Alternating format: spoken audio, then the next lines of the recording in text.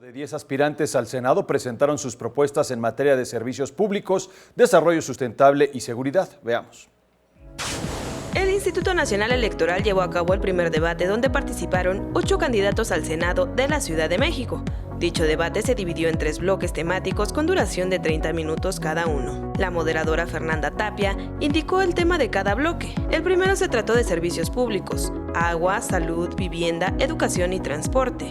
En el segundo bloque, el tema fue desarrollo económico sustentable, empleo, igualdad de oportunidades, cuidado del medio ambiente y coordinación metropolitana.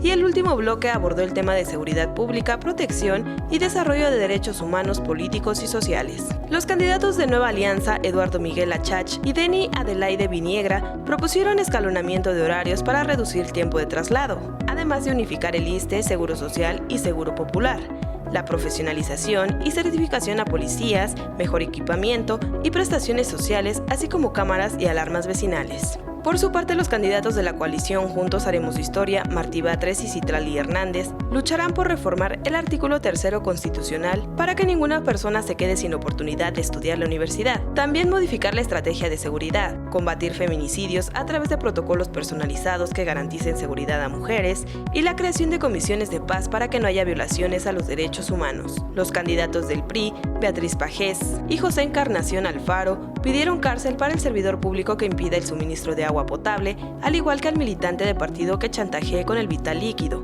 así como ética, civismo y arte como columna vertebral para formar identidad nacional y combatir la delincuencia, adicciones y embarazos en adolescentes, eliminar el fuero para acabar con la corrupción, la impunidad y procesar a servidores públicos. La coalición por México al Frente, encabezado por Emilio Álvarez y Casa y Xóchitl Gálvez Ruiz, propusieron infiltrar el agua de lluvias y acabar con la deforestación de las zonas de recarga de los acuíferos, la renuncia de los senadores al bono de automóvil, el cambio de modelo de seguridad, fiscalías autónomas independientes, así como crear una comisión de la verdad para revisar las violaciones a los derechos humanos. Al cierre del debate, cada partido tuvo 1 minuto para dirigirse a la audiencia e invitar a cada capitalino a votar el próximo 1 de julio.